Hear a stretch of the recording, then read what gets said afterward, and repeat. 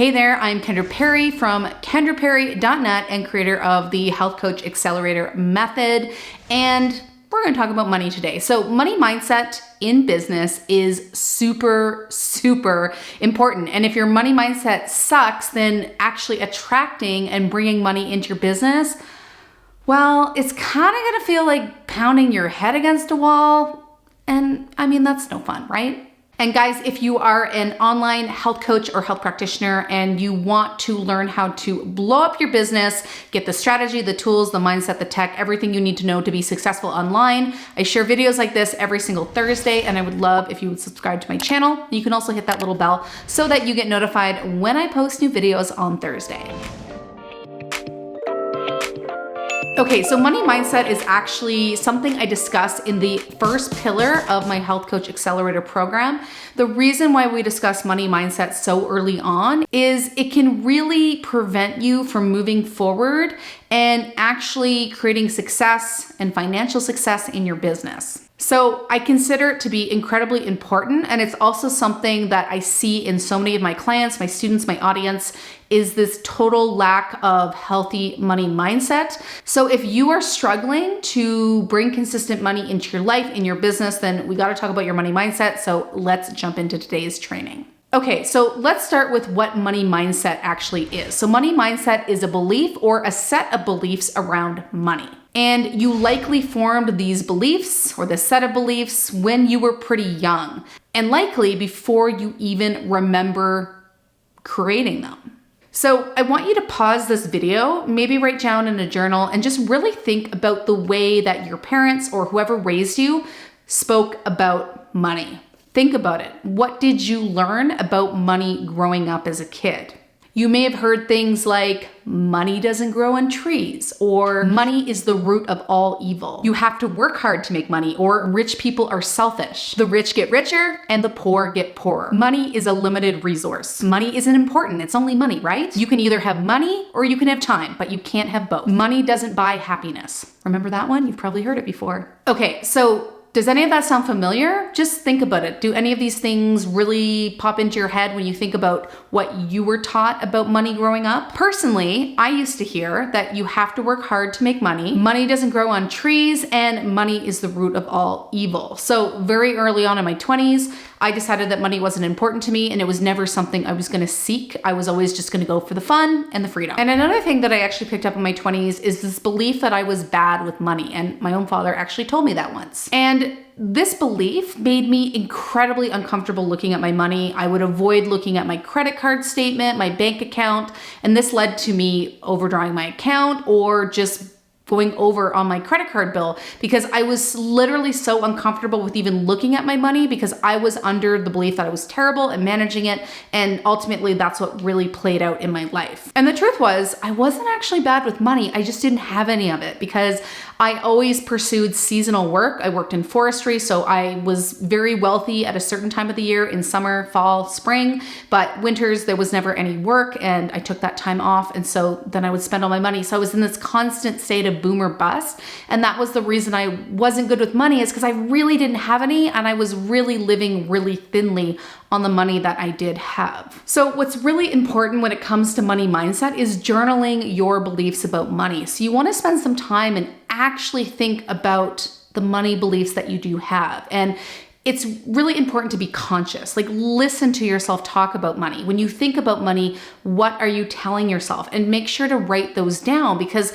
you might want to ask yourself, like, where did this belief come from? Do I truly believe this, or did this belief come from someone else? Because the truth is, you can have money and you can have time. You can have money and you can also have happiness. You do need to work hard to make money in your business initially, but eventually you can get everything set up, a team, systems, so that you don't have to work yourself into the ground to make money. The longer you stay in the business and the more you're committed to getting these systems set up and doing things properly, the more time and freedom you will have. So just to give you an example, currently I'm generating near $500,000 annually in my business, yet I work less and have more time than I ever have in my business. Initially, I used to work a lot. I worked on weekends. I probably worked way too much, but now I have the team, the systems, and well, the focus as well, so that I don't have to work as much and I can generally get by working a 25 to 30 hour week. Now, I'm not telling you it's always been like this, right? I did hustle, I did work hard early on, and that's why the first year to two in your business is the hardest, because you have to work the hardest, you have the least amount of help, the most amount of confusion, right? And you're figuring all this stuff out. But if you stick with it and you push through those first 2 years, then you can get to where I am, and you can have time, you can have freedom, and you can have money all at the same time. Now, one more potent truth I want to talk about here is money doesn't make you selfish, and having money and wanting money does not make you selfish, right? Having money actually affords you a lot of things, right? It gives you freedom. It gives you the ability to live where you want, gives you the ability to give your kids the life you want, right? There are a lot of great things that come with having money, and wanting it doesn't make you a bad person, right? And the truth is, if you really do things right, you can have an abundance of money that you can actually share with other people and donate to causes that you feel passionate about donating to, but you got to fill your own cup first. And one more thing. If you want to be an entrepreneur, you do have to have a value around money. If you don't value money, you are going to have a really hard time being successful in business. So you do need to value money. It doesn't mean that you need to want to make a $500,000 a year business like me, or $1 million a year, or even 6 figures. If you're happy to just make 60 to 80 grand a year, that's great if that's all you want, but you still do need to value money and making money. Otherwise, you're going to have a really hard time as an entrepreneur. Now, that doesn't mean that money is your only driving force. You need to have more. You need to be motivated by more than just money, because the truth is, it's fleeting, right? When I hit my first 6 figures, I felt good for like a day. And then I was like, what's next? Let's go for 150K a year, right? Hit that. Felt good for like a day, and then it was like, okay, let's go for 200,000, right? It's fleeting, it's superficial. So you do want to value money, but you need to figure out what your bigger why is, and that bigger thing that motivates you. And maybe that's providing a better life for your kids. Maybe that's moving to Hawaii, or maybe that's being able to donate to wildlife charities or whatever, right? You do need a bigger why, and you do need to be motivated by more than just money, but you still do need to value money in all of that. So I would love to know what money beliefs have come up for you in this video. Just drop one of them in the comments below. I would love to hear from you. Okay, so I actually believe there's one really primary reason why a lot of health coaches feel so uncomfortable with money and fail to generate consistent money in their business. So most people, not everyone, but most people who become health coaches do so because they had their own personal experience, right? They struggled with their health personally. Maybe a family member did, maybe a child did. And so that's why they feel so passionate. So there's this kind of ickiness or this gross feeling around taking money to help people who need their help, right? So you might experience this. You're like, well, people just need my help. How can I charge money for this, right? That's a big thing. But there is a huge importance of charging money. And I'm not sure who has said this. I wish I could give this person credit, but I heard this somewhere. The transformation is in the transaction, and I fully believe this. If people are truly going to be committed to working through your program and getting the results, they need to give away something of value, right? Most people who get things for free, they're not committed to this. Like, remember the last time you got something for free, you probably didn't really take advantage of it because that money really adds in that commitment. So if you are undercharging, typically what you're going to get is a client who doesn't do the work, and likely someone who's pretty high maintenance and demands a lot from you. For some reason, the clients who pay the most money tend to be the lowest maintenance. You like never hear from them. You like have your session with them, you tell them what to do, they do it, and you might get like one quick question from them in between sessions. Toxic money mindset that I want to just discuss quickly in this video. And that is this perception that people can't afford the cost of working with you. And new coaches do this all the time. I did this too. And when you don't see people investing in your program or signing up in your sales call, ultimately what most coaches will believe is that their stuff is too expensive and these people can't afford it. But the truth is, you don't have any idea what's going on in any person's bank account. And there are, 6 billion people, 7 billion people on this planet. Like, there are people who can afford to work with you, right? And when you assume what's going on in someone else's bank account, you actually do them a disservice. So I had a client the other day.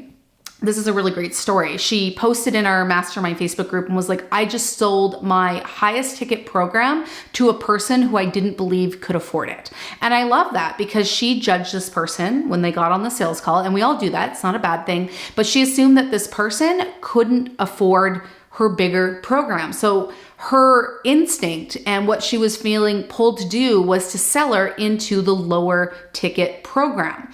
But we have told our clients over and over that like, you can't do that because you don't actually know. And so she fought through the urge to put that judgment on her client, assume that she couldn't afford it, and try to sell her into the cheaper program.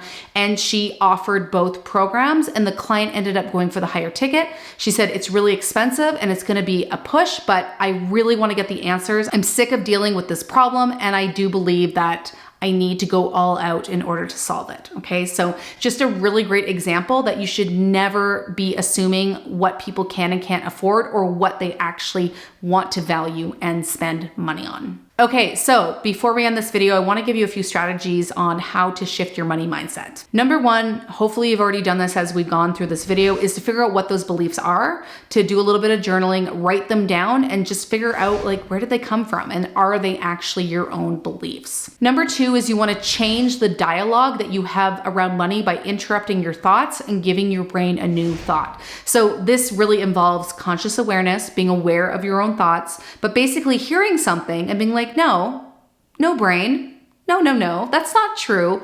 This is true instead. And then you feed your mind with the belief that you want to replace that toxic belief with. Number three is to actually get comfortable looking at your money each month. So you want to go through your money, look at what you're spending money on, look at how much money you're bringing in, what's going out to bills, and just get really comfortable with looking at your money, even if you're not happy with what you see, because a good entrepreneur has a really good idea of what's coming into the business and what's going out to the business at all times. Now, the last thing is to, when you decide to price your program, start with something that you can comfortably say. You don't want your voice to crack like a teenager when you say that price, but it should be just slightly out of your comfort zone. So just a little bit out of your comfort zone when you do decide what to price. And then you want to increase that price with time. So I actually recommend that you increase your prices every 3 to 5 clients that you work with. Okay, so if you love this video and you want to get more business strategies from me, I send a super high value and pretty entertaining. I think I'm pretty funny. I try to keep it fun. I do that every single Tuesday to my email list. So if you want to get my weekly biz tip to your inbox, you can click the link below this video, and I'll see you next Tuesday. And if you like this video, you can let me know by liking it, subscribing it, or sharing it with anyone who you believe has fucked up money shit. Now I want you to go dominate your money mindset, and let me know. You can always shoot me a direct message on Instagram if you want to chat more with me.